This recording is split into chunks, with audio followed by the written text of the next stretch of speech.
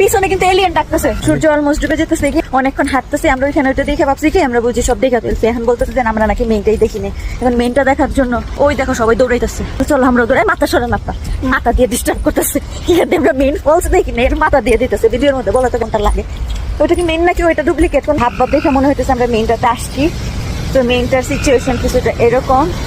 আর পিছনে কিন্তু এলিয়েন ডাকতেছে, তোমরা শুনছো?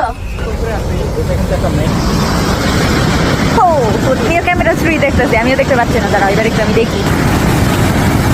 ও ওয়াও, বিউটিফুল। কেমন লাগে বেবি?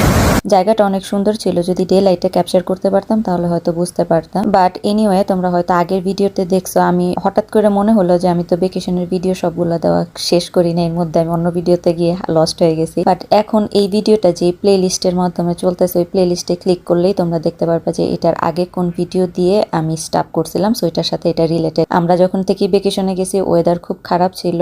দেখছো যে রাস্তার মধ্যে গাছ ভেঙে পড়ে এবং অনেক বেশি ঝড় তুফান ছিল। তারপরে যে ফাইনালি এই পর্যন্ত মেক করতে পারছি, এটাই অনেক। আমরা যেটা বলতেছিলাম, এই যে ছোট্ট জায়গাটা, এই জায়গাটা দেখে আমরা ভাবছিলাম যে আচ্ছা আমরা মেইন ফলস এসে পড়ছি। পরে যে ভাইয়া আমাদের নিয়ে গেছে, ওই ভাইয়া বলতেছে আর আপনার তো সব টাইম এখানে নষ্ট করে দিয়েছেন, মেইন ফলস তো দেখেনি। তারপরে আমরা দৌড়াই ওখানে যাই। তো যাই হোক, যেরকম ছিল যতটুক ছিল, এইটা আমাদের ভ্যাকেশনের সেকেন্ড ডে ব্লগের মধ্যে শেষ করলাম। তারপর ভ্যাকেশনের থার্ড ডে একটা ভিডিও শুন।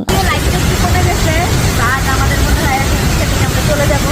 তো ভালো থাকবে সবাই।